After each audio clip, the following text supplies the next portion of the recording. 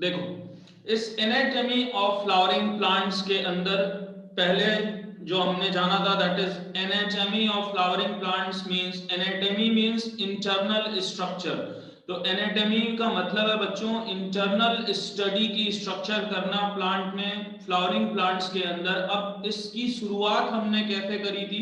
हमने term tissue बताया था, was coined by and grew, and tissues are basically the group of cells having similar origin and performing the similar functions। Plant के cases में हमने दो important tissues को discuss किया था on the basis of ability of division. तो सबसे पहले हमने डिस्कस किया था meristematic tissues, those are capable of division, and the second one are permanent tissues which are not capable to divide, they lost the capability of division। clear?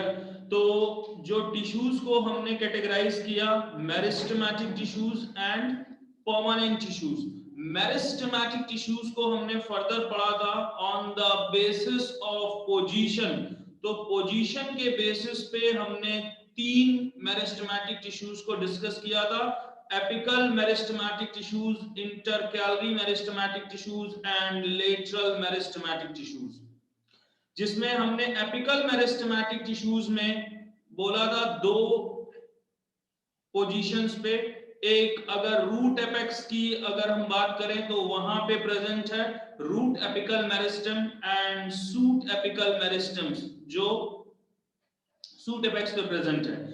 Intercalary meristematic tissues are present between the mature tissues, or they are present between the nodes and internodes। clear? And lateral meristematic tissues, which are basically responsible for secondary growth, so they are also called as secondary meristems।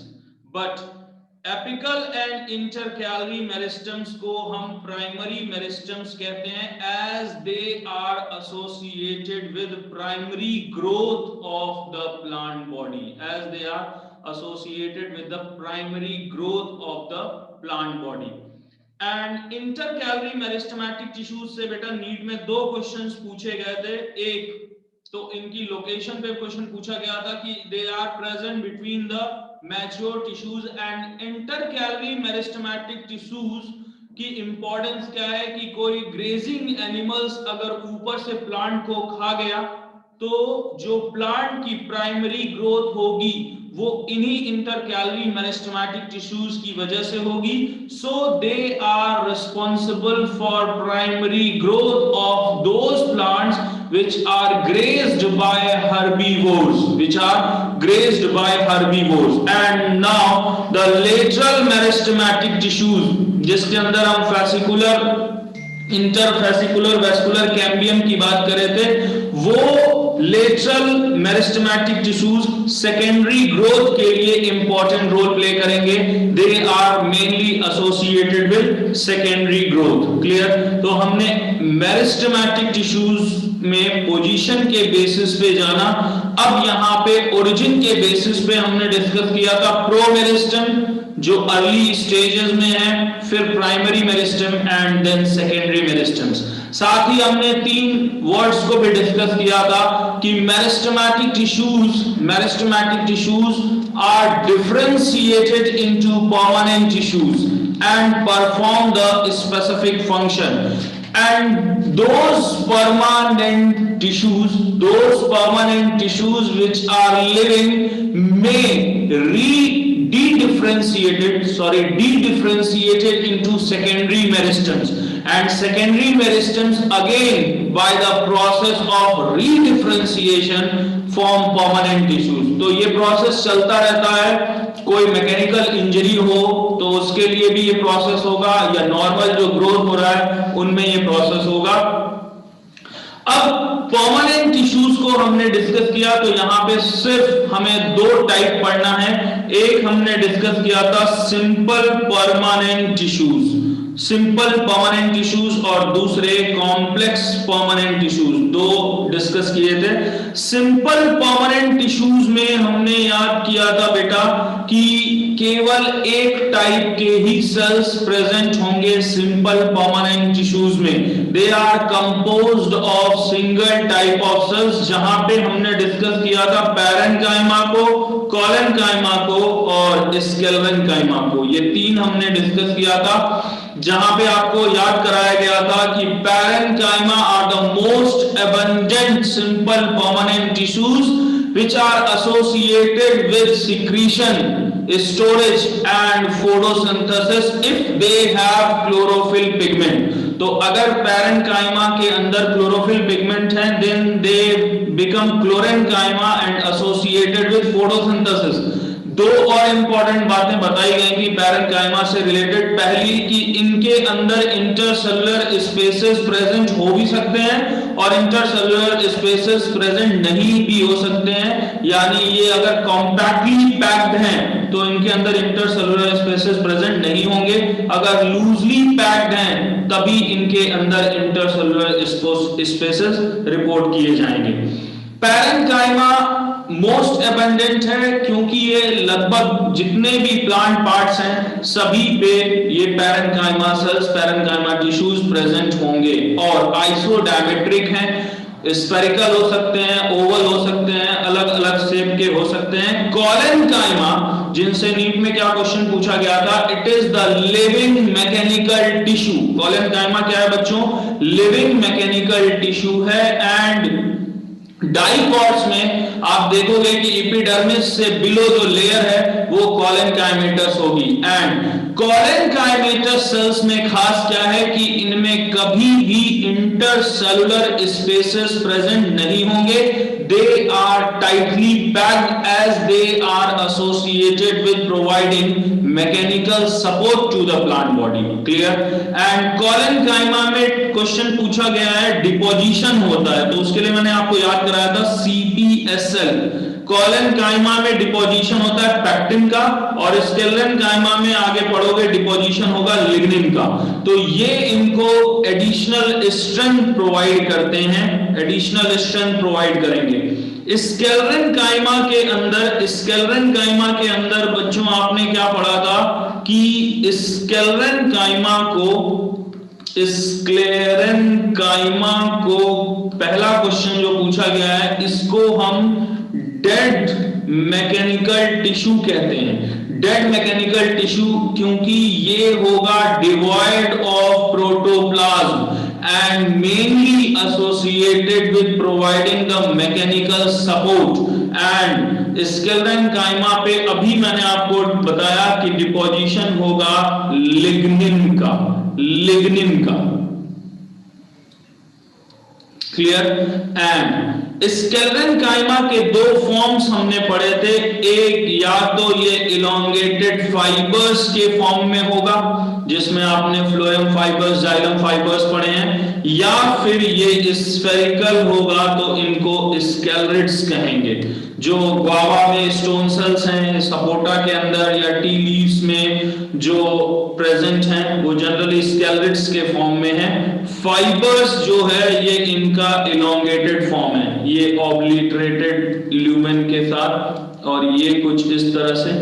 तो stone cells या star shape cells जो present हैं they are mainly the sclerenchyma and sclereids form के अंदर present होंगे।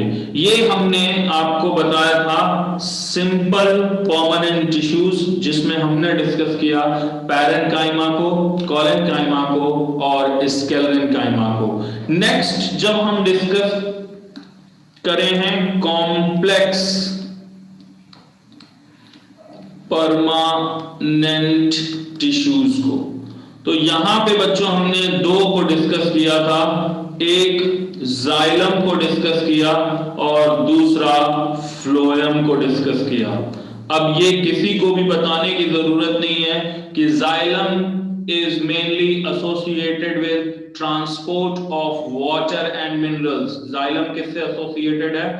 Water और minerals को transport करने के लिए। एंड यहाँ पे जो ट्रांसपोर्ट होगा इट ऑलवेज यूनिडायरेक्शनल, मतलब नीचे से ऊपर की तरफ होगा, हमेशा यूनिडायरेक्शनल ट्रांसपोर्ट हम जाइलम के अंदर पढ़ते हैं। जाइलम के कंपोनेंट्स की जब बात आएगी तो यहाँ पे 4 मेन कंपोनेंट्स की स्टडी हमने करी थी। सबसे पहले मोस्ट प्रिमिटिव स्ट्रक्चर्स जो हमने पढ़ा था वो ट्रैकिड्स यहाँ पे पढ़ा, फिर वेसल्स, और फिर xylem parenchyma and then xylem fibres. ये 4 इंपॉर्टेंट स्ट्रक्चर्स हमने पढ़े थे, जिसमें वेसल्स से क्वेश्चन नीट में क्या पूछा गया है, vessels are the characteristic of angiosperms. इनसे पहले पहली बात तो याद क्या रखना है कि जो ये जाइलम और फ्लोएम हैं, जिनको हम वेस्कुलर बंडल्स कहते हैं, ये प्लांट किंगडम में कहां से शुरू हुए आना, तो टेरिडोफाइट्स, जिनको हम वेस्कुलर क्रिप्टोगैम्स या वेस्कुलर प्लांट बॉडी की शुरुआत मानते हैं टेरिडोफाइट से, जहां पे प्रिमिटिव टाइप के वेस्कुलर बंडल्स प्रेजेंट हैं, और वहां पर टेरिडोफाइट से जिम्नो और एंजियो तक ही वेस्कुलर बंडल्स प्रेजेंट हैं। जो इनसे पहले के थैलोफाइटा और ब्रायोफाइटा हैं, उनके अंदर बच्चों वेस्कुलर बंडल्स प्रेजेंट नहीं हैं। एक्चुअल में pteridophytes are the first terrestrial plants, इनको हम मानते हैं, जहां पर वेस्कुलर बंडल्स देखे गए। अब इन वेस्कुलर बंडल्स में जाइलम के अंदर आप टेरिडोफाइट्स में देखोगे तो केवल ट्रैकिड्स प्रेजेंट होंगे, वेसल्स एब्सेंट होंगे, जिम्नो में भी और टेरिडो में भी। बाकी वेसल्स केवल और केवल प्रेजेंट होंगे एंजियोस्पर्मिक प्लांट में। ये कुछ वेसल लाइक स्ट्रक्चर है जिसमें पोर्स भी प्रेजेंट होंगे। फिर जाइलम फाइबर्स और जाइलम पैरेन्काइमा। पैरेन्काइमा सेल्स के वही फंक्शन जो अभी आपने पढ़े हैं, स्टोरेज से एसोसिएटेड है, सिक्रीशन से एसोसिएटेड है, फोटोसिंथेसिस से एसोसिएटेड है, and fibres which are composed of sclerenchyma devoid of protoplasm called as dead tissues and mainly associated with providing mechanical support to the vascular bundles। फिर हमने यहाँ पे कुछ टर्म्स की बात करी थी जाइलम के अंदर। जाइलम में हमने पढ़ा था बच्चों, एक तो प्राइमरी जाइलम और दूसरा सेकेंडरी जाइलम। तो अब जो एसोसिएटेड है प्राइमरी ग्रोथ से, उनको हम बच्चों कहेंगे प्राइमरी जाइलम, और जो सेकेंडरी ग्रोथ के टाइम पे बन रहे हैं वो है सेकेंडरी जाइलम, ये टर्म।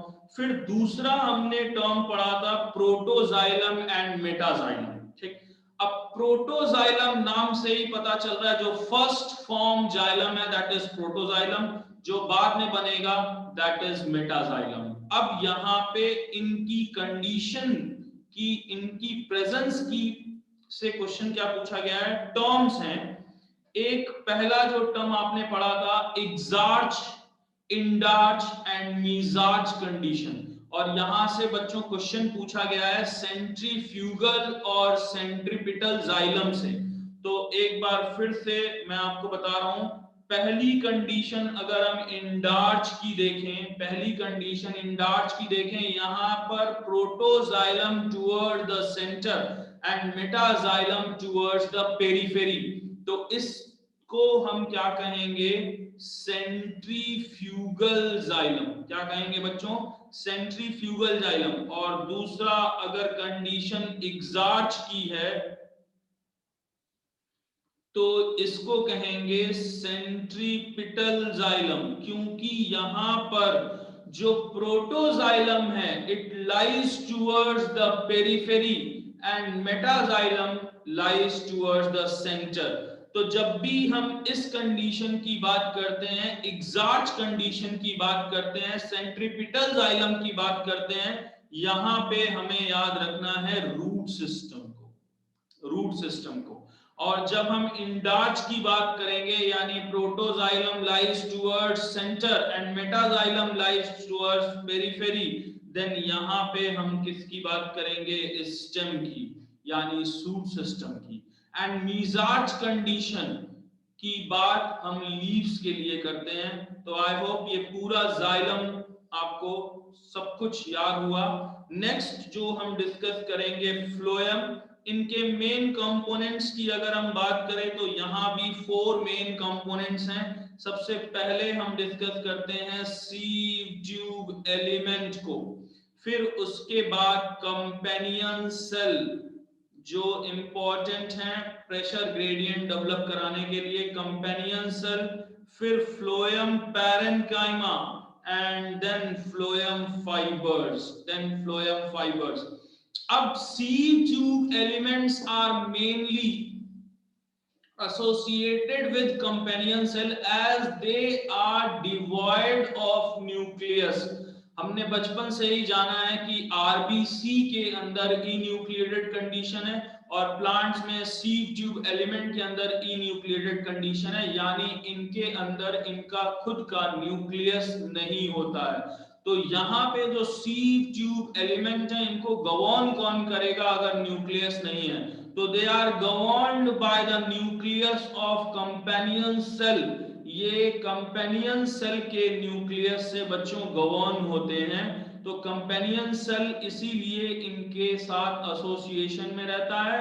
एंड ये companion cells specialized parenchyma cells ही हैं जो long narrow thin walled cell हैं, लेटरली अटैच्ड हैं सीव ट्यूब एलिमेंट के साथ। याद रखना बच्चों, they are laterally attached and companion cells help in maintaining the pressure gradient in the sieve tube। Most important golden line है, इनको याद रखना कि companion cell helps in maintaining the pressure gradient in the sieve tube element. Clear? दो important बातें याद रखनी है। पहला कि जो ये फ्लोएम पैरेन्काइमा है ये एसोसिएटेड है मेनली फूड स्टोरेज से एंड रेडियल कंडक्शन से। रेडियल कंडक्शन ऑफ फूड ये होगा फ्लोएम पैरेन्काइमा के थ्रू। और फ्लोएम फाइबर्स जिनको हम बास्ट फाइबर्स भी कहते हैं, ये फ्लोएम फाइबर्स या bast fibres mainly mechanical support provide करते हैं, स्ट्रेंथ प्रोवाइड करते हैं फ्लोएम को। एंड फ्लोएम के अंदर याद रखना है बेटा, यहां हमने यूनिडायरेक्शनल ट्रांसपोर्ट की बात करी थी, लेकिन फ्लोएम के अंदर हम बाई डायरेक्शनल ट्रांसपोर्ट की बात करते हैं या मल्टी डायरेक्शनल ट्रांसपोर्ट की बात करते हैं, क्योंकि फूड जो सिंथेसाइज हो रहा है वो सोर्स, जहां पे सिंथेसाइज हो रहा है वो सोर्स कहलाएगा और जहां पे कंज्यूम होगा वो सिंक कहलाएगा। तो ये जो सोर्स और सिंक हैं ये टाइम पे चेंज हो सकते हैं। कई बार पतझड़ का समय आता है तो प्लांट में ऊपर पत्तियां नहीं होती हैं, तो जो स्टोर्ड फूड होगा नीचे वहीं से प्लांट अपना एब्जॉर्प्शन करता है। तो मेनली जो कंडक्शन उस टाइम पर देखा जाएगा वो अपवर्ड डायरेक्शन में होगा। नॉर्मल डेज में ये जो कंडक्शन देखते हो वो डाउनवर्ड होता है, क्योंकि लीव्स में फूड का सिंथेसिस होगा और नीचे रूट्स सिस्टम में उनका स्टोरेज देखा जाएगा। लेकिन फ्लोएम आप देखोगे कि उस टाइम पर जब पतझड़ होगा तो उस टाइम पर यहाँ पर फूड जो होगा वो नीचे से ऊपर की तरफ ट्रांसपोर्ट होगा, या हम मुंच हाइपोथेसिस पढ़ते हैं, मास फ्लो हाइपोथेसिस पढ़ते हैं, जिसमें ये कहा जाता है कि फूड हमेशा हायर कंसंट्रेशन ग्रेडियंट से लोअर कंसंट्रेशन ग्रेडियंट की तरफ ट्रांसफर होगा। तो फ्लोएम के लिए हम बाई डायरेक्शनल या मल्टी डायरेक्शनल टर्म यूज कर सकते हैं। बाई डायरेक्शनल या मल्टी डायरेक्शनल टर्म हम फ्लोएम के लिए। सर जो मेटाफ्लोएम और प्रोटोफ्लोएम है वो क्या चीज है? अब देखो इस टिश्यू सिस्टम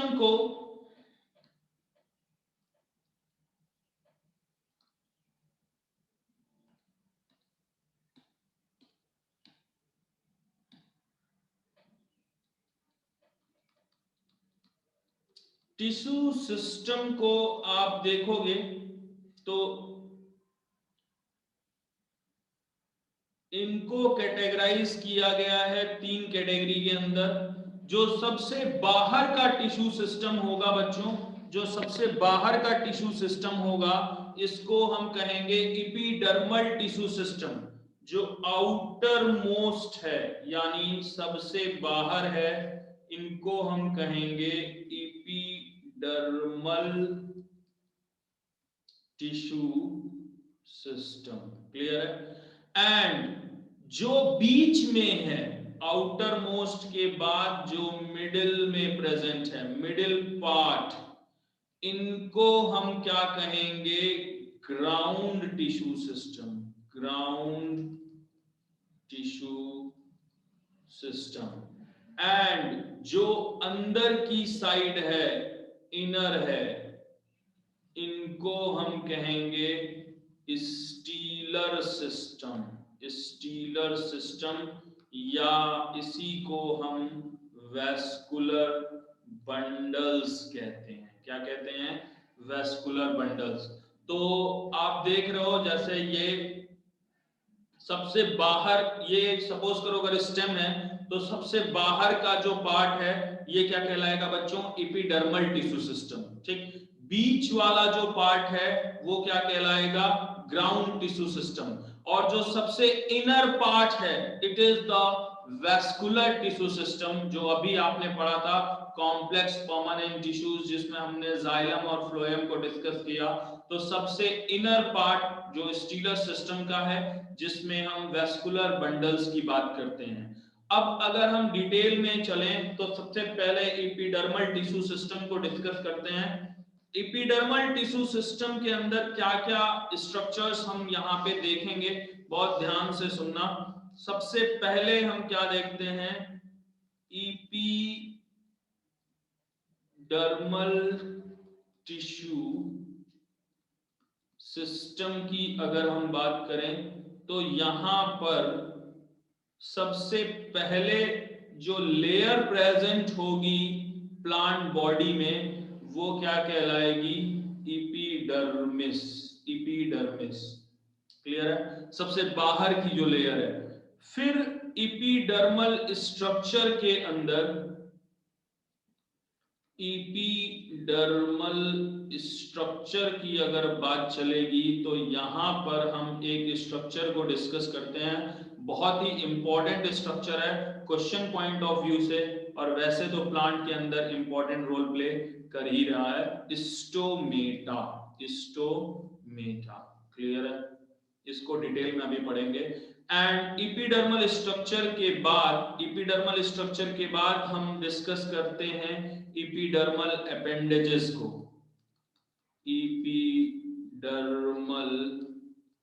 अपेंडेजेस, जिसके अंदर दो स्ट्रक्चर्स हैं, एक को ट्राइकोम्स कहते हैं जो स्टेम में प्रेजेंट है, और एक को हेयर।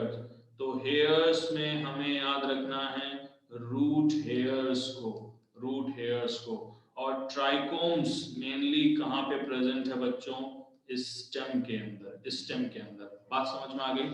तो सबसे पहले अगर हम डिस्कस करें तो एपिडर्मिस के बाद जो स्ट्रक्चर प्रेजेंट है वो किसका है, स्टोमेटा का। तो स्टोमेटा से क्वेश्चन क्या पूछा जाता है, बहुत ध्यान से सुनना। स्टोमेटा, क्लियर है। पहली बात कि स्टोमेटा एसोसिएटेड है, ये पोर लाइक स्ट्रक्चर है, छिद्र है, जिससे गैसेस एक्सचेंज होता है, गैसियस या गैसेस एक्सचेंज में ये इंपॉर्टेंट रोल प्ले करेगा। और दूसरा, ये स्ट्रक्चर ट्रांसपिरेशन के लिए इंपॉर्टेंट है, ट्रांसपिरेशन के लिए इंपॉर्टेंट है। Transpiration which is the elimination of water, elimination of water in the form of vapors through stomatal pore।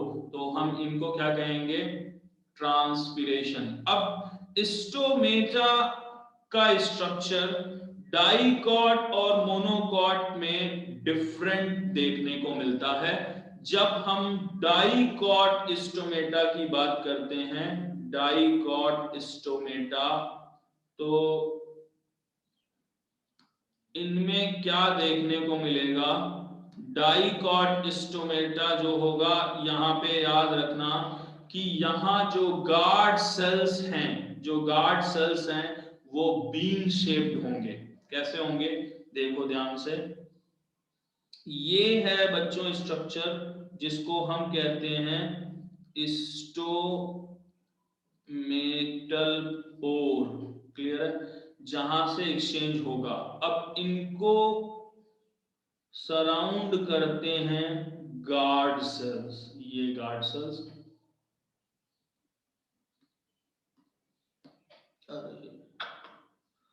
सारा चला गया, चलो कोई बात नहीं।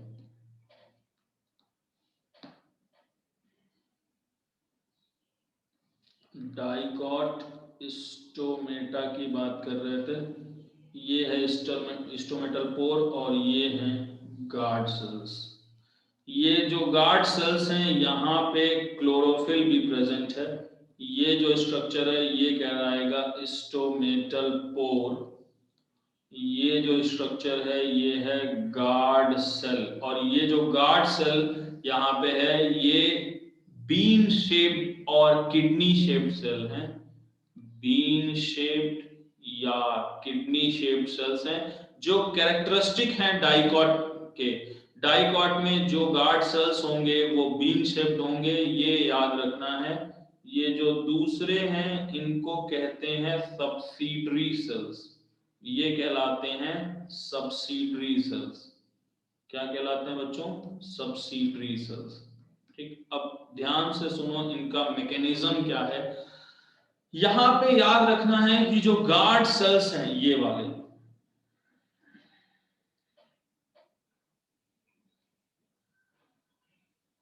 ये इनर लेयर जो होगी ये थिक होगी और आउटर लेयर जो होगी ये थिन होगी। गार्ड सेल्स में याद क्या रखना है कि ये जो इनर है,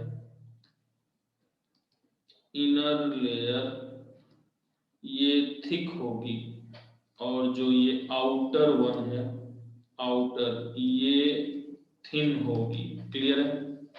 और स्टोमेटल पोर जहां से एक्सचेंज ऑफ गैसेस और जो ट्रांसपिरेशन है वो होगा। अब इनका पूरा मैकेनिज्म है फिजियोलॉजी के अंदर आप पढ़ोगे कि सबसे पहले क्या होता है। जैसे सपोज करो ये गार्ड सेल्स हैं, ये गार्ड सेल्स हैं, ये जो ओपनिंग है ये स्टोमेटल पोर है। तो सबसे पहले ये वाटर को स्टोर करेंगे, गार्ड सेल स्वेल कर जाएगा, गार्ड सेल स्वेल कर जाएगा और यहां से वाटर एलिमिनेट होगा, एक्सचेंज ऑफ गैसेस होगा। ये होने के बाद फिर से ये क्या होंगे, अपने पोजीशन पे आ जाएंगे और स्टोमेटल अपर्चर क्लोज हो जाएगा। ठीक, फिर ये एब्जॉर्ब करेंगे, फिर ये ओपन होगा, फिर ट्रांसपिरेशन होगा और एक्सचेंज ऑफ गैसेस होगा। अगेन ये फिर से अपने नॉर्मल पोजीशन पे आ जाएंगे। तो ये जो प्रोसेस है ये कॉन्टिन्यूअसली चलता रहता है। यूटिलिटी क्या है कि ट्रांसपिरेशन की अगर हम बात करते हैं तो ये एसोसिएटेड किन किन फंक्शन से है। पहली बात कि प्लांट के अंदर हमने कभी भी किसी सर्कुलेटरी सिस्टम की बात नहीं करी थी, और जितने भी लिविंग ऑर्गेनिजम्स हैं उन सब में ट्रांसपोर्ट का एक मैकेनिज्म होता है और होना भी चाहिए, ताकि जो भी न्यूट्रिशनल ट्रांसपोर्ट है या वाटर का ट्रांसपोर्ट है वो प्रोसीड हो सके। क्योंकि हर एक सेल को जो रिक्वायर्ड चीजें हैं, न्यूट्रिशन है, वाटर है, मिनरल्स हैं, उन सब को का फ्लो कराना जरूरी होता है।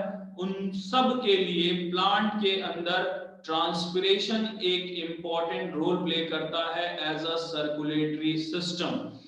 और इसीलिए ट्रांसपिरेशन से कई बातें साइंटिस्ट ने बताई। पहली बार एक साइंटिस्ट ने बोला था कि transpiration is a necessary evil. मतलब अगर आप देखोगे तो प्लांट 100 लीटर वाटर अगर एब्जॉर्ब कर रहा है तो उसमें से 99 लीटर वापस एलिमिनेट हो जाएगा, केवल 1 लीटर उनके फिजियोलॉजिकल फंक्शंस में यूटिलाइज होगा। तो transpiration is a necessary evil का मतलब ट्रांसपिरेशन एक जरूरी बुराई है। अब ये क्या मतलब है भाई, जरूरी भी है बुराई भी है? तो वो इसलिए क्योंकि यहां पर देखा क्या गया है कि ट्रांसपिरेशन होना जरूरी है, क्योंकि ये इंपॉर्टेंट है सर्कुलेशन के लिए, सर्कुलेशन यानी ट्रांसपोर्ट के लिए। ठीक, अब डाइकॉट स्टोमेटा के बाद अगर हम मोनोकॉट स्टोमेटा की बात करें, मोनोकॉट स्टोमेटा की अगर हम बात करें, तो यहां पर क्या याद रखना है बच्चों कि मोनोकॉट स्टोमेटा में जो गार्ड सेल्स होंगे वो डंबल शेप्ड होंगे। मोनोकॉट स्टोमेटा में ये जो आप गार्ड सेल्स देख रहे हो ये कैसे होंगे, ये होंगे डंबल सेल, ये स्टोमेटल पोर और दूसरे ये सब्सिडरी सेल्स।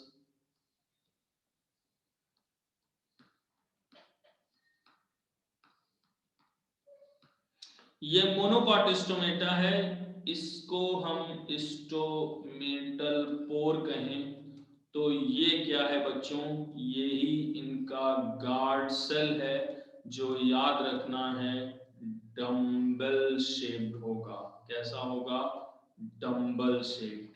क्लियर। अब इनके अंदर जो एनसीईआरटी में डायग्राम बनाया हुआ है याद रखना, वहां पे क्लोरोप्लास्ट मेंशन नहीं किया है, तो इसका मतलब ये नहीं कि वहां पे क्लोरोप्लास्ट एब्सेंट है, यहां भी क्लोरोप्लास्ट प्रेजेंट है और ये फोटोसिंथेसिस से एसोसिएटेड होते हैं, हो सकते हैं। बात समझ में आ गई। तो एपिडर्मल टिश्यू सिस्टम के अंदर हमने सबसे इंपॉर्टेंट क्या पढ़ा कि एपिडर्मल टिश्यू सिस्टम में ये जो एपिडर्मल स्ट्रक्चर है जिसमें स्टोमेटा है जो इंपॉर्टेंट रोल प्ले करेगा एक्सचेंज ऑफ गैसेस और elimination of water in the form of vapour, that is transpiration, जो कि दोनों ही इंपॉर्टेंट फंक्शन है किसी भी प्लांट बॉडी में। तो स्टोमेटा एक इंपॉर्टेंट रोल प्ले करेगा इन फंक्शनल रोल्स को परफॉर्म कराने के लिए। क्लियर। अब नेक्स्ट हम डिस्कस करते हैं एपिडर्मल अपेंडेजेस, जिसमें हमने आपको दो लिखवाया है कि स्टेम के अंदर तो प्रेजेंट होंगे ट्राइकोम्स। अब हम डिस्कस करेंगे एपिडर्मल अपेंडेजेस को। एपिडर्मल